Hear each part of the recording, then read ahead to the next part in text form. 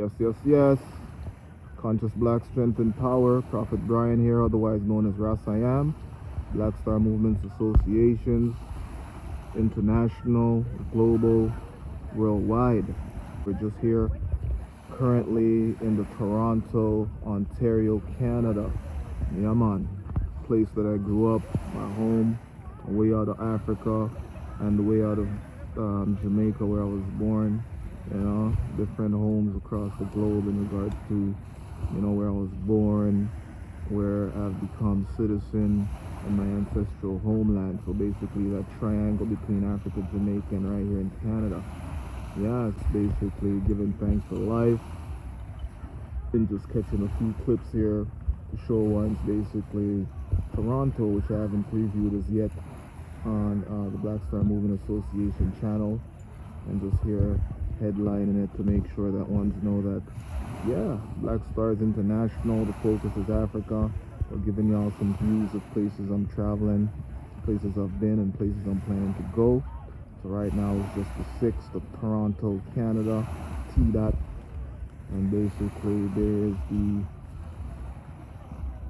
CN Tower in the background there. We got a few sailboats going through, just down here by the lakeshore area, park lawn, you know.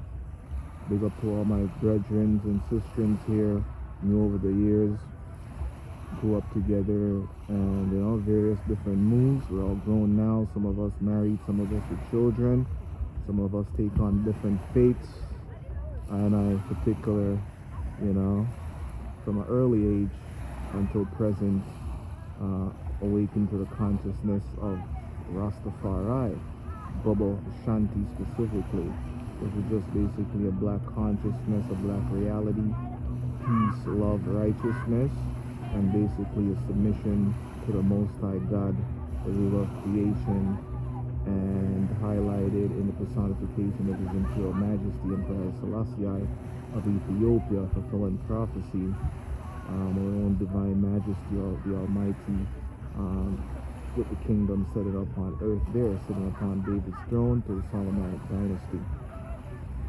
Just here looking over the great view here, a place that I've frequented many times over the years with my daughter, with my family, with some friends, just to hang out, feel nice, get a meditation, great place to beat the heat, and just looking at the lovely view that we have out there. Look at these sailboats here. Yeah, just giving me like a deja vu with basically the 10 cents that you see on the Canadian dime.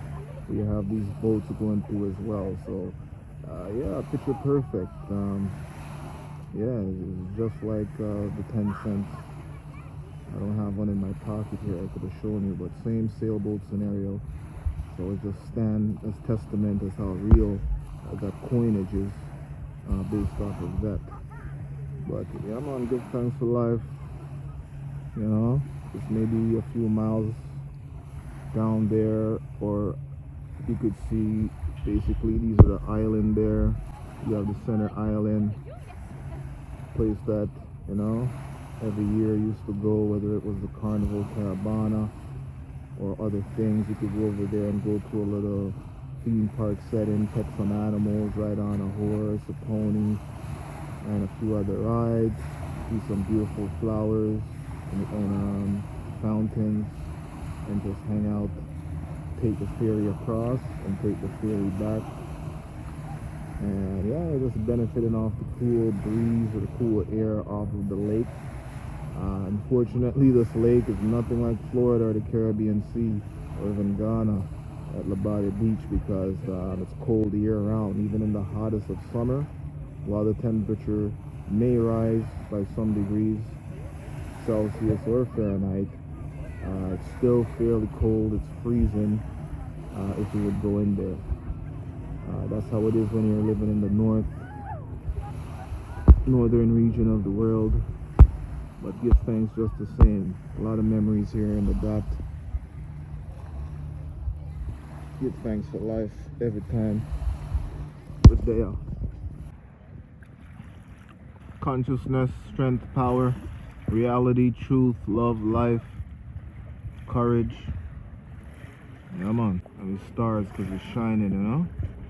Basically making moves because it's all about life. From your life, it's movement, it's vibration, freedom and justice, it's agitation, is Sankufuan, repatriating, returning back to Africa, standing for a cause, reparation, which signifies and represents the justice for our people, which since the slave trade, we haven't received any sort of justice within the sense of a meaningful apology, you know, from the culprits, Western world, Portuguese, Spain, Britain, and, you know, Dutch, various European colonizers in and outside of the continent of Africa to the New World, the Americas.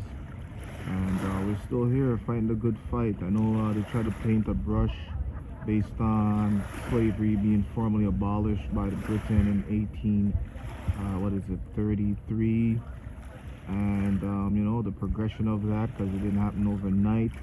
Slavery was still happening, and a lot of the time that was a maritime law to stop the ships coming in with slaves.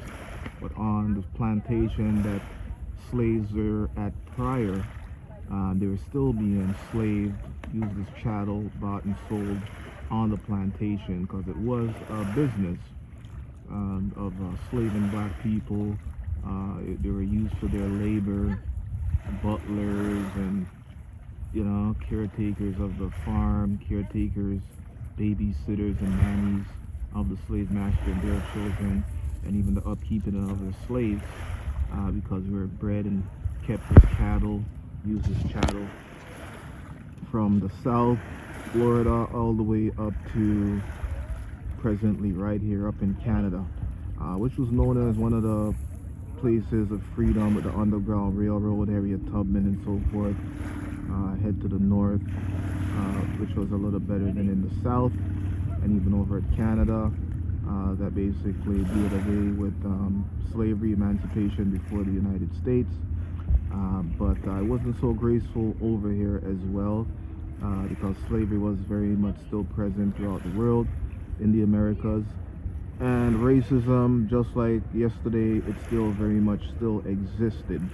So the conditions, though a little better, it was not freedom, it was not liberation, even though sometimes it was coined and even written into the history books as that. You dig a little further, and just based off of the treatment, you can see that it's not that. Black folks today still struggle as a minority in Canada, within the United States and the Western world, Europe, UK, trying to find their livelihood, meaningful work, skills, and just be able to basically accepted within society, without being ostracized, looked down upon, you know, faced with degradation, and just used as a poster, and, you know, just just inanimate object basically for exploitation and the gains of others, whether it's through sports, entertainment, media, sell products, while we basically get a bad rep as a people, lacking the basic unity, organizational skills required to, you know, bring forth the progress we have as a race. Individually, we are great, we are genius, we are masters, but we have yet to see the full potential realized, like no other, when a people come together within unity and centralizing for a purpose and cause, which is the betterment of themselves and ultimately humanity. So with there, still spitting the truth, spitting the reality. Black Star Movements International, Toronto, Canada.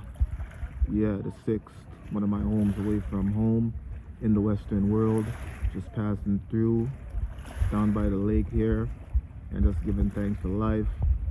We have 2 people out there, I guess they're doing some sort of scuba diving thing, and out in the water.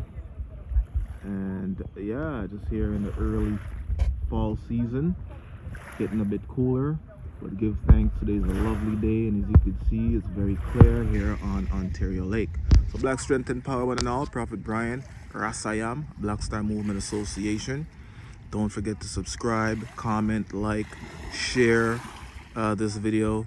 Just more love and more life with Daya. Black Star Movement's keeping it moving. Blessed.